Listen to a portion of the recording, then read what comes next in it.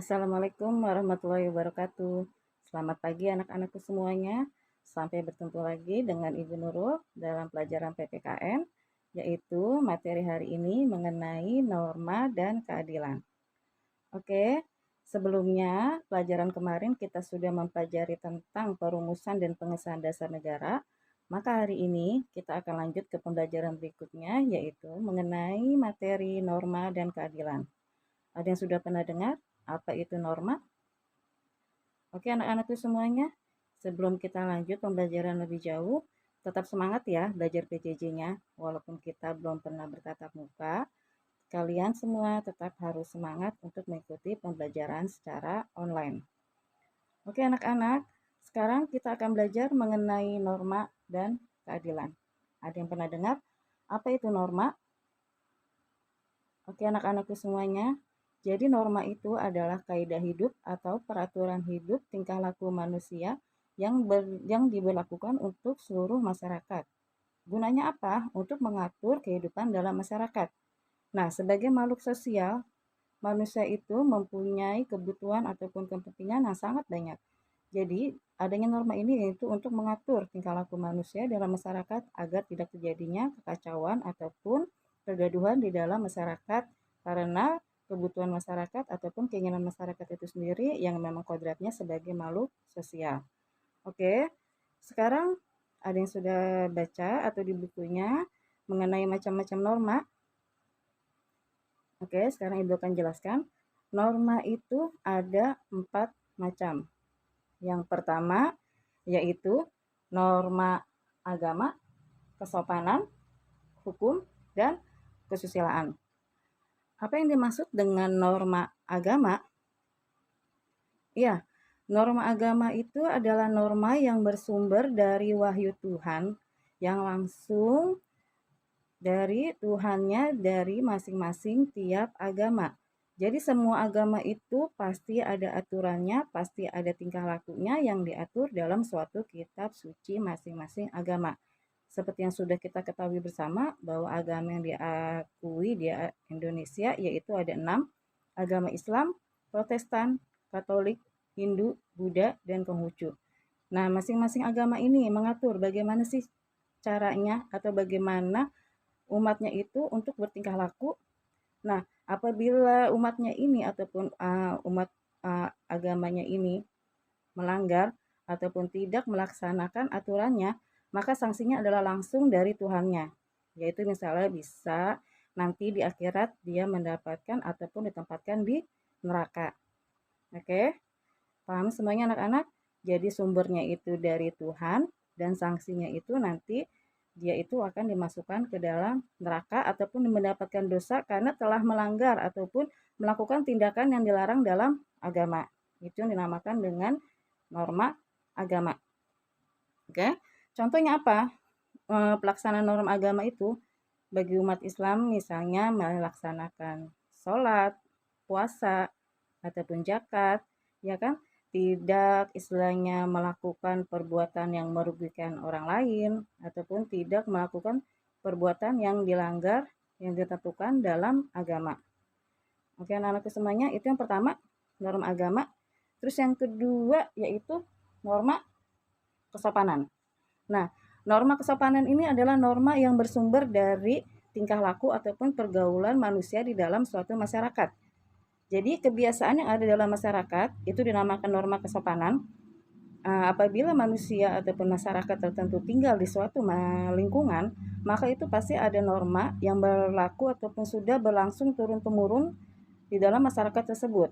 Ini lahir dari kebiasaan ataupun tingkah laku yang ada di dalam masyarakat. Nah, dalam suatu masyarakat dengan masyarakat yang lain mengenai norma kesopanan ini suka ditemukan adanya perbedaan. Misalnya di masyarakat A ini dibilang sopan, tapi di masyarakat B itu dibilang tidak sopan. Itu mengapa bisa terjadi? Karena adanya perbedaan tingkah laku ataupun perbedaan pergaulan dalam masyarakat itu sendiri. Oke, apabila ada orang ataupun kita melanggar norma kesopanan, maka sanksinya apa?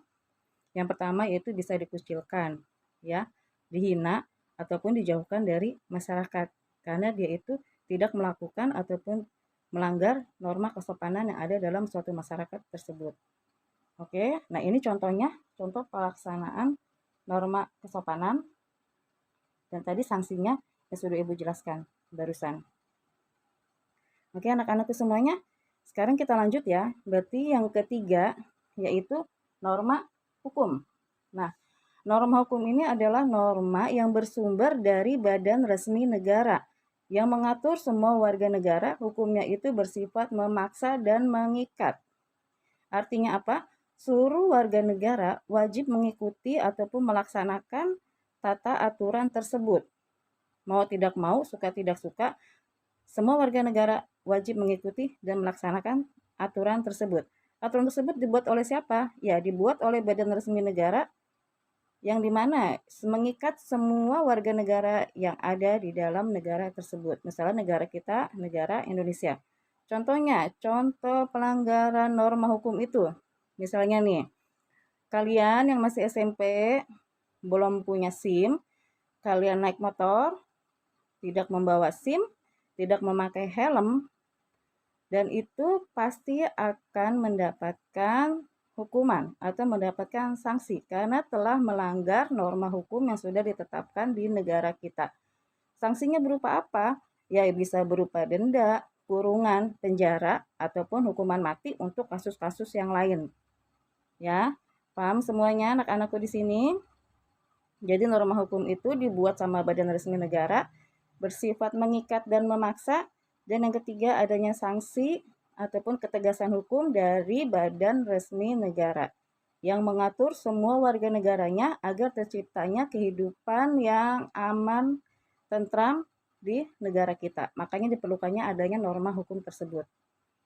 Oke anak-anak, untuk contohnya tadi sudah Ibu sebutkan, misalnya kalian melanggar ataupun kalian tidak memakai helm dan tidak mempunyai SIM tetapi kalian sudah melakukan ataupun berani untuk menjalankan motor ataupun membawa kendaraan yang lain padahal kalian belum punya SIM, itu sudah contoh melanggar norma hukum. Oke anak-anakku semuanya, paham sampai sini? Yang terakhir ya, berarti yang keempat yaitu norma kesusilaan. Nah, norma kesusilaan ini adalah norma yang bersumber dari hati nurani manusia. Semua manusia itu pasti mempunyai hati. Semua manusia itu pasti mempunyai sanubari. Artinya apa? Manusia itu pada dasarnya adalah semuanya bersifat baik. Pasti semua manusia itu pada dasarnya bersifat baik karena dia mempunyai hati. Dia itu mengetahui mana perbuatan yang salah dan mana perbuatan yang tidak benar. Karena mungkin karena adanya suatu faktor yang tidak mengharuskan dia untuk melakukan itu, maka secara tidak langsung ketika dia melaksanakan ataupun melakukan pelanggaran norma kesusilaan ini, pasti akan ada rasa menyesal ataupun ada rasa berdosa. Walaupun sekelilingnya tidak tahu dia melakukan pelanggaran norma kesusilaan ini, tapi pasti dalam hati nuraninya dia itu sadar bahwa dia telah melakukan suatu kesalahan. Maka sanksinya itu tadi, maka adanya rasa menyesal, rasa ketakutan, ataupun rasa bersalah. Contohnya apa? Ketika kalian misalnya ada ulangan, kalian belum siap, tapi ingin mendapatkan nilai yang bagus. Dengan kondisi yang belum siap dan hati kalian ingin mendapatkan nilai yang bagus, maka kalian secara sengaja itu mencontek. Nah, walaupun ibu bapak guru kalian tidak tahu kalian itu mencontek, tapi pasti di dalam hati kalian itu ada rasa menyesal, ada rasa bersalah, dan bahkan ada rasa khawatir. Karena apa? Karena kalian tahu mencontek itu adalah perbuatan yang salah. Nah, itu namanya dinamakan dengan pelanggaran dari norma kesusilaan. Oke, anak-anakku semua, tadi adalah 4 contoh norma yang berlaku dalam kehidupan masyarakat. Sampai di sini, kalian sudah paham mengenai 4 macam norma yang berlaku dalam masyarakat? Oke, kalau sudah paham, sekarang coba Ibu sebutkan norma yang bersumber dari wahyu Tuhan dinamakan norma apa? Iya, benar. Dinamakan dengan norma agama. Oke, anak-anakku semuanya, untuk pertemuan hari ini, Ibu ada kalian saksikan video berikut ini. Ya, ini adalah video tentang pelaksanaan dan contoh, maksudnya pelanggaran di dalam pelaksanaan norma yang berlaku di dalam masyarakat. Oke, selamat menyaksikan video tersebut.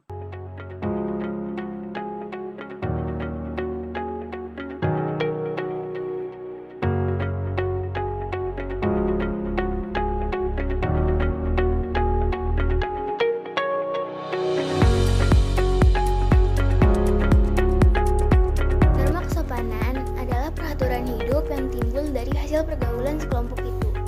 Norma kesopanan bersifat relatif, artinya apa yang dianggap sebagai norma kesopanan berbeda-beda di berbagai tempat, lingkungan, atau waktu.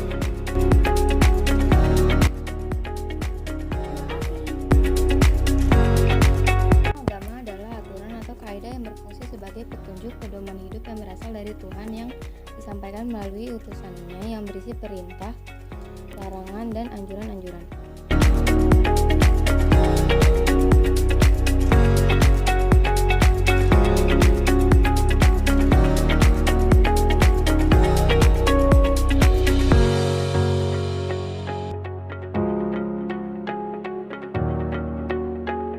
Norma kesusilaan adalah norma yang menunjukkan perilaku-perilaku yang berasal dari hati nurani manusia.